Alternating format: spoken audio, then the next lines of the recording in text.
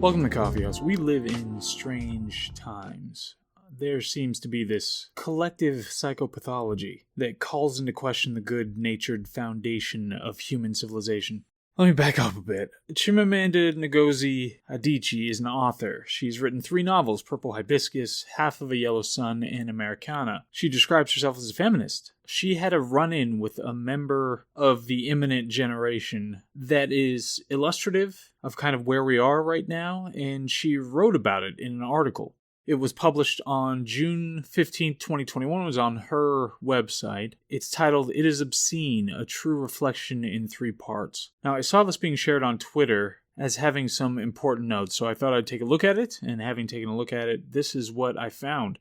So, this is an article, it's not a book, but we are going to go through the contents, do a brief analysis where we talk about kind of the quality of the piece and what to take from it, and then we're going to talk some big picture stuff to try to fold it into a wider understanding of the world, as always. And just before we get into that, I wanted to say I have my first article up on Substack, so if you want to take a look at that, Coffee House Corner, you can read that. It's called Critical Race Theory from the Gilded Podium. And obviously, it's brilliant and extremely important, so have a look at that if you get a chance. On to the contents. So part 1, Chimamanda held workshops for new writers, and this one particular writer, whom the author doesn't name, stood out. The writer was described as bright and interested in feminism. Now, of course, that latter bit should have been the first red flag, but the writer of this article is herself a feminist, so... But she invited her to her home, she supported her, they had long conversations, and she was kind of a mentor to her, because this person also wanted to write. And then separately, Chimamanda gave an interview in March of 2017 in which she said that a trans woman is a trans woman. Now, this particular statement is kind of underplayed within the article itself, but what it seems to say is that a trans woman is a trans woman as opposed to a trans woman is a woman. And it was part of a larger point. The author says that we should be able to acknowledge difference while still being fully inclusive. She learned soon after that this particular author and mentee started insulting Chimamanda on social media. I hope I'm pronouncing that name properly. The author then offers some admonitions about how she supports trans people and all marginalized people, which kind of struck me. It's something that kind of annoys me whenever I hear that. It's like, obviously you should just support everybody, all people, marginalized or not, whatever your definition or category of marginalized is. Because within any context, anybody can be marginalized. They can even just feel marginalized, even if they might not be. But there's much more complexity than to just put people into 2 categories, one category of non-marginalized and one category of marginalized. Anyway, so what happened was this particular mentee did not contact her directly, send a text or an email or something like that said, hey, your view on trans ideology bothers me, so why don't we have a talk about it? Or I'm going to blast you on social media. She went immediately to social media. And then she sent these affected, self-regarding emails, and she reproduces the emails in the article, the author does, and that's a good description. They're affected and self-regarding. So that's totally fair. Brought the receipts on that one. Then toward the end of part 1, she says, quote, "It is a simple story. You got close to a famous person. You publicly insulted the famous person to aggrandize yourself. The famous person cut you off," end quote. So this is setup. This is what happened between these 2 people. And then it kind of unfolds into the wider story about what's going on. So part 2. Quote, "I had not been able to finish reading it. I found the writing beautiful, but the story false-hearted and burdened by bathos," end quote. I love the use of this word, bathos, which is defined as anticlimax or letdown. And Chimamanda was specifically talking about the mentee's book at this point, hadn't finished it, and wasn't a big fan. The mentee apparently called her a murderer as well on social media and was trying to get her canceled, but then subsequently used her name on the book jacket to try to sell more books when she finally published her first novel. Then there was this, back and forth with publishers and trying to get her name off the book. She was concerned, the author was concerned about how they'd have to reprint all of the book jackets, I thought it was, at least it was a nice touch that she was thoughtful about how the whole publishing thing works, and she didn't want to screw over the publisher. It wasn't their fault. So it was kind of nice that she was concerned about that, but she obviously didn't want her name on something like that. And she was seeing how this person was just trying to use her as a celebrity to gain something for themselves. And at some point, this person apparently said, and obviously we're just getting the author's perspective here, but to me, she seems like she has a lot of integrity just in general, so I generally believe what she has to say about the whole situation here. But the mentee apparently at some point said that the death of the author's parents was a punishment for her transphobia. And this wasn't like in a heated conversation after they'd have had a couple drinks or something like that. This was all over social media. It's with an audience, and it's specifically a performance. And that's, I think, what she calls it at some point, that it's a performance to try to gain something. And at some point asked her followers to pick up machetes and attack the author. So it has escalated, and we've seen kind of some of the true colors of the mentee, and then we go into part 3. And I'm going to read this particular quote at length. There are a few quotes, several quotes at the end here that I want to make sure everybody gets to hear if you don't get to read this particular article. Quote, "In certain young people today, like these two from my writing workshop, I notice what I find increasingly troubling. A cold-blooded grasping, a hunger to take and take and take, but never give. A massive sense of entitlement, an inability to show gratitude, an ease with dishonesty and pretension and selfishness that is couched in the language of self-care.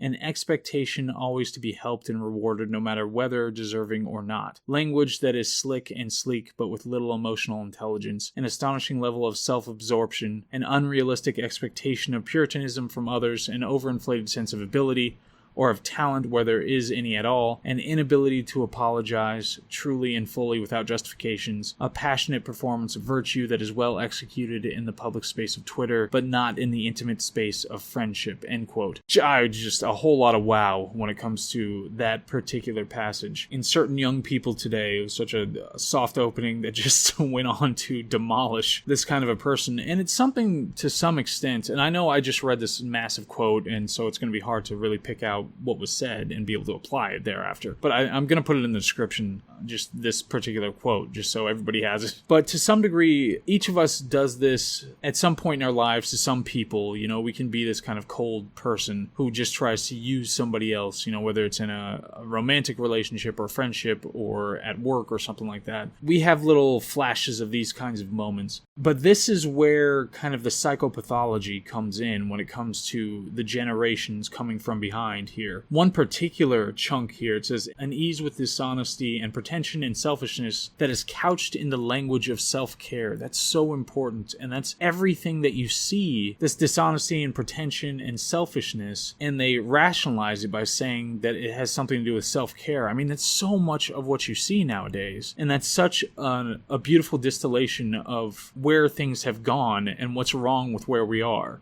To move on here, another quote. "There are many social media savvy people who are choking on sanctimony and lacking compassion, who can fluidly pontificate on Twitter about kindness, but are unable to actually show kindness." End quote. And that's what it seems like, is that there's some kind of simulacra of humanity that's running itself out there on social media. And it could be the way, because, as we were evolving, we didn't know we'd have these kinds of tools. We didn't know we'd have these tiny computers in our pockets that we'd be able to talk to each other like this, communicate in these ways. There are so many important things about the way that we communicate when we communicate in person. I've noticed that, especially recently, that it's really with multiple people. I've noticed that with my ex-girlfriend and new people that I've talked to, is that when you talk over text, it's such a different experience. And then when you talk in person, there are so many more things that you can pick up on. And I actually think that she had talked about this at some point, where she talked about how when we talk about things over text, it's so much more difficult to get things across. And we're missing so much about how we communicate with each other. But this whole idea of we can talk about kindness but are unable to actually show kindness, it does seem like there's that distance there. There's some kind of artificiality, even more than artificiality. There's some kind of serious disconnect between what we present ourselves as being able to do and what we actually are. Quote, "People who claim to love literature, the messy stories of our humanity, but are also monomaniacally obsessed with whatever is the prevailing ideological orthodoxy," end quote. Again, this is such an important idea. I think she just, in part 3 here, she just knocks it out of the park with so many ideas, is that even people who don't claim to love literature, there were very important aspects about the way that we told stories historically that brought us together, that gave us shared ideas that we could all access and use in our own lives, and that, very importantly, showed us what a messy thing life is, so that we could have more grace and humility when we were dealing with other people. And when you don't have that, you end up with what she'll describe later here when I get to another quote. Quote, people who ask you to educate yourself while not having actually read any books themselves, while not being able to intelligently defend their own ideological positions, because by educate, they actually mean parrot what I say, flatten all nuance, wish away complexity, end quote. Again, that one's pretty straightforward, it makes perfect sense, and it's likely extremely accurate. Quote, people who wield the words violence and weaponize like tarnished pitchforks. End quote. I mean, how is there a more perfect description of the way those things are used? The words violence and weaponize. Are they nothing other than tarnished pitchforks of the modern era? Quote, and so we have a generation of young people on social media so terrified of having the wrong opinions that they have robbed themselves of the opportunity to think and to learn and to grow. End quote. That's definitely what it seems like, and I've seen more and more people talking about how terrified students are, which is reassuring in some way that they still have this inclination, but also incredibly disconcerting that they're absolutely terrified to actually speak up about differing ideas or think critically about something. And it has this incredible stultifying effect, not just on what people are willing to say, but likely on how they think. That's something that Jordan Peterson, that was one of in the Kathy Newman interview, that was his big moment where he talked about how in order to be able to think, you have to risk being offensive. That's a very important part of being human, and when you can't do that, it does strip away that humanity. Quote, we are no longer human beings. We are now angels jostling to out-angel one another. God help us, it is obscene, end quote. That's absolutely what it feels like, and that's kind of the difference, something that we talked about multiple times, but way back when we talked about philosophical zeroing versus normative. When you philosophically zero, you're trying to say that everything has to be 100%. When you're talking about normative, something can be 99%, it can be 56%. You're just trying to weigh things one way or the other, and a normative analysis is going to have some kind of humility because you can't be sure. When you philosophically zero, everything has to be absolutely true. And that's what we're doing, is that we're angels jostling to out-angel one another. And that's what you see on social media. That's what you see from progressives, is that to say that you have to be perfect if you say anything at any time. If you do anything wrong at any time, then you are on the march to the guillotine. Okay, so that's the end of the article. Like I said, she just smacked it right out of the park on part 3. Has many important ideas. She said it in a beautiful way. You can definitely tell this person writes for a living.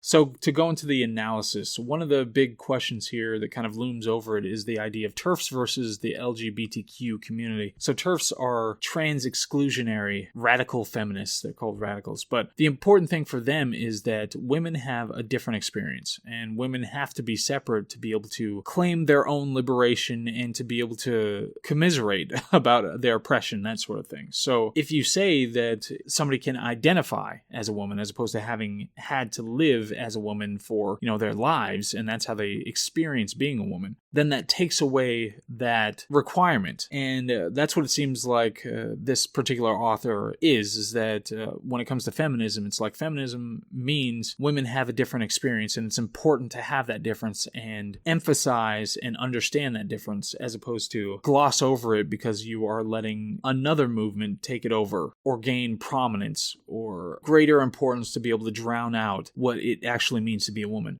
So overall, there's some wonderful writing, some wonderful ideas. It's occasionally overly emotional and obsessed with reputation. You could see it a few times where it seems like there's a different kind of analysis going on where it's dramatically concerned with what something is doing. That betrayal, that backstabbing from another female who's also a feminist has a particular importance in this kind of context. And that injury to reputation is much more important than something that, like, she didn't punch you in the face or something like that, but that backstabbing via social media has this particular effect that it shouldn't necessarily have. But again, this is a feminist writer who's calling out these woke tactics, and so it's refreshing to see, but more important than that, than her being a feminist calling out a feminist and progressive tactics, is the fact that she had some great ideas here, and she had some wonderful ways to say them. So big picture-wise, I'm not quite sure the best way to say it, but there is no floor. There is no foundation. Human civilization isn't really standing on anything, and that's what I've come to learn over the last few years. It's like the only thing that keeps us sane is the belief in fairies. You have that Peter Pan stage play where they call all the kids to say that they believe in fairies to get Tinkerbell to come back around and come back to life. And I always wondered what happened if none of the kids were into it. None of them said anything. But that's what it's like when it comes to, human civilization. I mean, historically, it seemed like there was this inviolable substrate, and a lot of that was provided by religion. It's like a person always knew when they were doing wrong and always had this irksome shame, at least when they hurt someone else. There was this universal self-effacement, and it seems like we don't necessarily have that. And that's what I felt like prior to pretty recently. I felt like I hadn't stared psychopathology in the face until I tried to start dating again. There's this kind of Walking Dead vacant fanaticism that you see in people. And it does sadly make perfect sense of the 20th century. But this could be a psychological speciation event that we're witnessing right now, where ideas can no longer reproduce. I think that's something that we're going to have to explore more carefully in the future and more thoroughly. But anyway, so this is Coffee House. Check out Coffee House Corner on Substack, and I will see you on the next one. We are going to finish up, that's right, we've got Old Man in the Sea. Ernest Hemingway. It is so refreshing to read Ernest Hemingway. It's one of those writers that you can imbibe at any time, in any context, and for any length of time in one sitting. So that's great. But we're going to have the Old Man in the Sea coming up next, so we can get some more fiction done, and then I think we're going to do Knowles' book. I think we're doing that, Speechless, Controlling Words, Controlling Minds. Available now for pre-order. No, it's available now to order now, and I already did. It's ready, and we're going to get through that one after The Old Man in the Sea. So anyway, hope all is well, and I will definitely see you on the next one. All right, bye.